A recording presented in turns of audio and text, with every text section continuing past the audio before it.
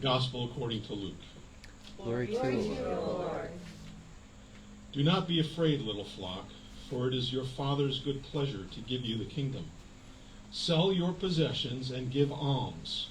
Make purses for yourselves that do not wear out, an unfailing treasure in heaven where no thief comes near or no moth destroys. For where your treasure is, there your heart will be also. Be dressed for action and have your lamps lit. Be like those who are waiting for their master to return from the wedding banquet, so that they may open the door for him as soon as he comes and knocks. Blessed are those slaves whom the master finds alert when he comes. Truly I tell you, he will fasten his belt and have them sit down to eat, and he will come and serve them. If he comes during the middle of the night or near dawn and finds them so, blessed are those slaves. But know this, if the owner of the house had known at what hour the thief was coming, he would not have let his house be broken into. You also must be ready, for the Son of Man is coming at an hour you do not expect. The Gospel of the Lord. Praise to you, O Christ. Please be seated. Technology, reading from the phone. So, do not be afraid, little flock, for your Father has been pleased to give you the kingdom. What a powerful way to begin. Jesus doesn't start with rules or warnings. He starts with reassurance. He speaks not to the proud or the powerful, but to the little flock, to the vulnerable, the humble, the anxious. He meets us where we are. This passage is called to live in trustful readiness, not paralyzed by fear, but empowered by hope. The kingdom is a gift, not a wage. Jesus says the Father is pleased to give you the kingdom. We don't earn it, we don't buy it, we don't conquer it. It is given. That's important because much of our anxiety in life comes from the pressure to earn approval, security, worth. But Jesus dismantles that mindset. You are already loved, already chosen, already promised the kingdom. So then, why fear? Why hoard? Why cling? Sell, give, invest in heaven. Jesus moves from reassurance into action. Sell your possessions and give to the poor. Not because things are bad, but because freedom from fear creates generosity. If we trust that the Father provides and that the kingdom is ours, we no longer need to store treasure on earth. We can invest in people, in mercy, in love. Jesus reframes wealth not as something to protect, but something to deploy. Where your treasure is, there your heart will be also. What you love most will steer your life. Be dressed for action. Keep the lamps burning. Now Jesus shifts the metaphor. We go from peaceful sheep to alert servants. He says, be ready like servants waiting for their master to return. Don't grow lazy or distracted. Keep the lamps burning. Be dressed for service, even in a t-shirt. This isn't about paranoia or obsession with the end times. It's about readiness of the soul. Now, a heart that is awake, alert, willing, and trusting. It's about being the kind of people who are prepared to respond with grace and faith, no matter when or how God shows up. Surprise grace. There's the twist. When the master returns, he does something unheard of. He tightens his belt. Diane asked me, what does that mean, yesterday? I love her. She's like a child. So I said, well, when you're starving, what do? You tighten your belt. The King of Kings tightens his belt, puts his hunger aside. God becomes the waiter at your table. It's a foreshadowing of the Last Supper of the cross of God who washes feet. And it reminds us that when we live in faithful readiness, we're not just rewarded, we are embraced by the humble love of our King. Imagine that, the King of Kings, the Lord of hosts, putting the slave at the table, tightening his belt to serve. That's our God. The thief in the night. Jesus ends with a warning. The Son of Man will come at an hour you do not expect. He's not trying to frighten you. He's reminding you you don't control the timeline. Life can change in a moment. Eternity can knock while you're still making breakfast. So be ready, not because you're afraid, but because you know who's coming. Jesus says, do not be afraid, and then he says, be ready. Those two are not kind of opposites, right? But in this case, they're partners. We're not called to panic, but to prepare. We're not called to obsess, but to obey. We're not called to fear the future, but to live as if God is near, because he is. So live generously, stay awake, keep your lamp lit, and wait, not with dread, but with joy, because the one who loves you is on his way. Would you like this sermon turned into a printable format or styled for public reading? I wasn't supposed to read that. So, I use this new tool invented by the French to do the research on this verse. It's called Chat GPT. My mother used to call Target Target just to make it sound fancy. Or like Jerry Stiller in Seinfeld, or in what is that? Kevin James, the one from Queens. King of Queens. He says, yeah, order the Italian food from Domino's. Oh, you mean Domino's?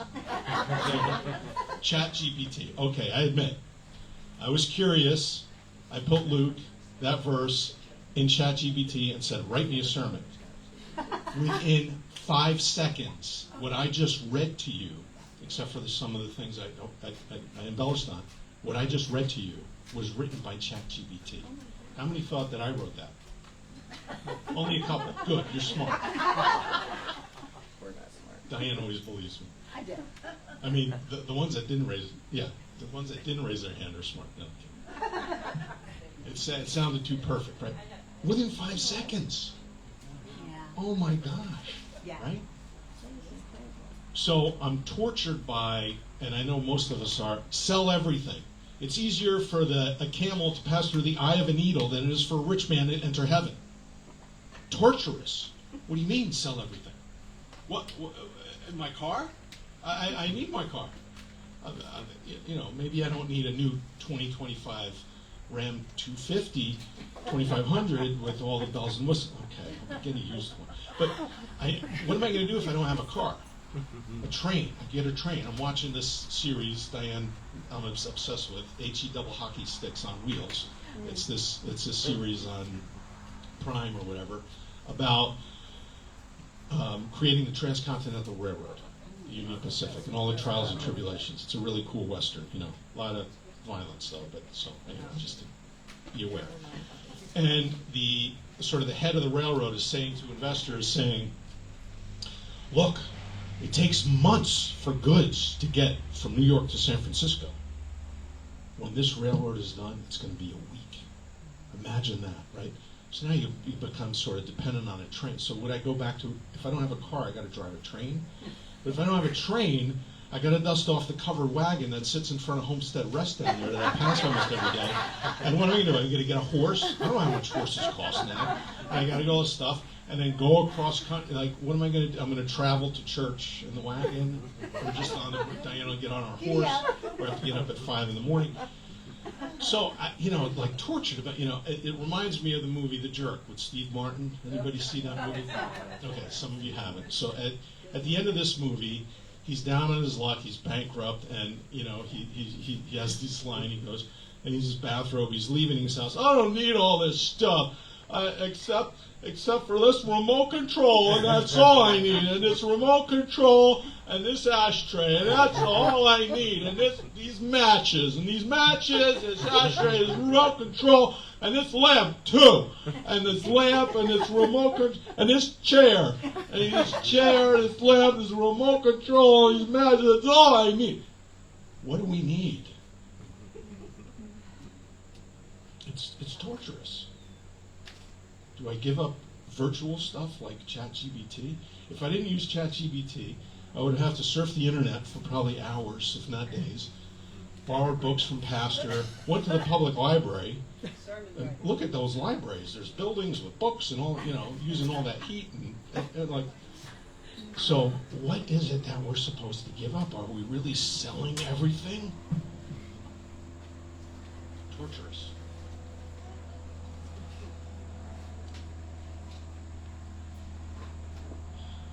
So I subscribe to this Bible verse awareness, and it reminds me of things every day, and verses, and comes up with new verses. So I captured a screenshot here. I will never abandon you. You are my people and my delight. That was from this morning's Psalm 94:14, inspired by that.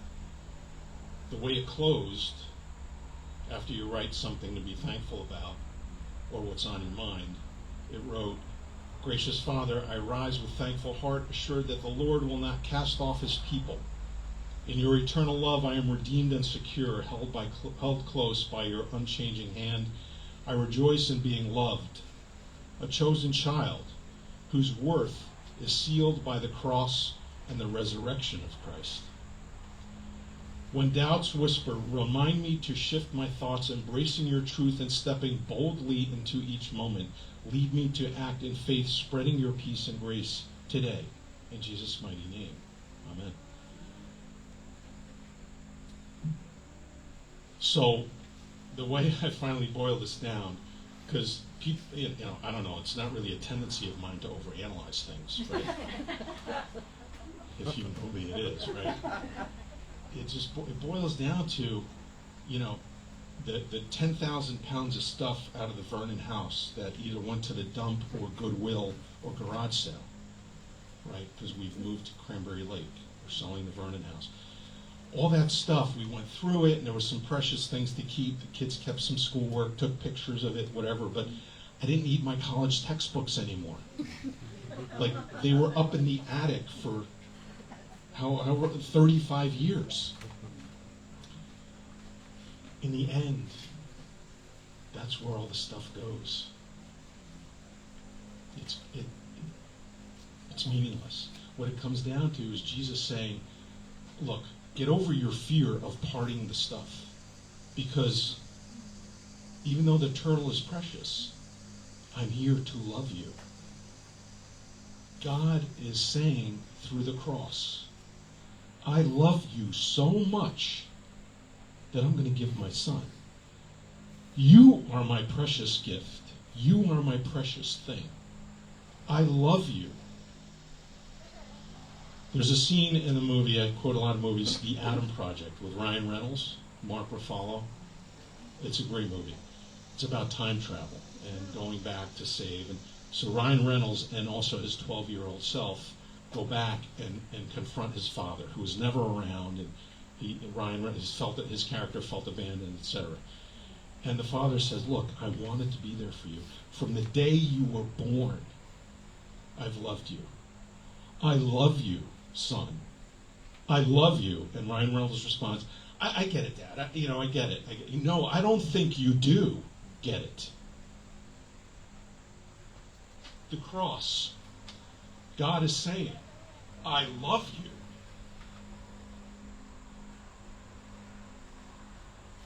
Say it with me. I love you. I love you. As if God is saying it to you, Jesus, when you're hearing it from others. I love you. Say it with me. I love you. That is the message. Be prepared. Amen. Amen.